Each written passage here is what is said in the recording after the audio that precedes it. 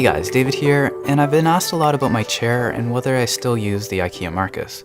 And the quick answer is yes, but it's not perfect. You can check out my full review on the chair in my other video, and I also have this other generic chair that was a freebie, but it also has its issues. Why? Well, that's what I want to cover in this video, so you know exactly what I look for in the perfect task chair for the office. So let's start with probably the most overlooked, but actually one of the more important features, the seat pan depth. When you sit with your back flush against the chair, your legs should hang over the edge, leaving roughly 2 to 3 inches of space between the seat edge and the back of your knees. If the seat pan's too short, your legs don't get the proper support. And if it's too deep, the seat will pinch the back of your legs, cutting off circulation. Some cheaper chairs will have limited seat pan adjustments like this knob here. Higher end chairs will usually have more adjustments for this, but the IKEA Marcus doesn't have any, so it's not great for everybody.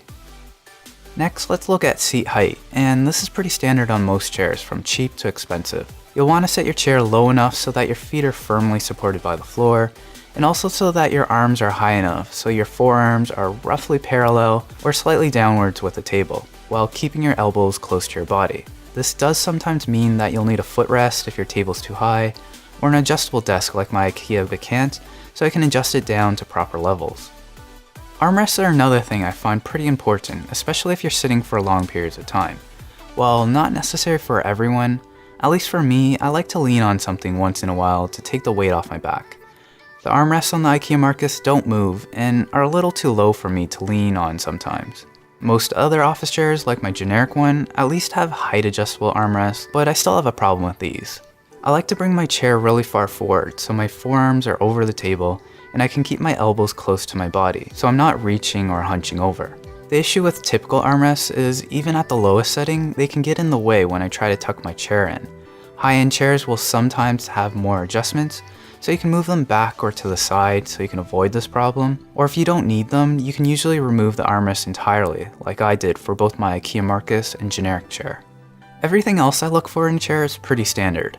Is the seat firm but comfortable? Check. Does the chair allow for the back to lean and lock into place when I want to change the position? Check. Is the lumbar support in the right position for my comfort? Pretty good. Do I need a high back or a headrest? I really like the option. Will it last for years to come? Only time will tell, but so far so good. So in the end, what is the perfect chair? Is the IKEA Marcus perfect for me? Not really, but it's decent for the price. If you can afford to spend $800 plus on a chair, you can look at the steel-cased or Herman Miller chairs that are super customizable and are built to last with long warranties. And they're definitely worth it, especially if you're sitting for hours. But if you can't afford them, well, there are some cheaper options like buying used or considering models like the Alera Illusion or Office Master OM5. These look interesting, but you often make sacrifices on adjustability, build quality, and warranty as you move down the price ladder. Or if you're lucky, the IKEA Marcus or some other cheap generic office chair could be perfect for you right out of the box. But in the end, you're going to need to test them out in person and check for all the things that I mentioned, like seat pan depth, height, and arm adjustment to know what's best for you. Hopefully that helps you find your perfect office chair. You know what to do, and I'll see you in the next video.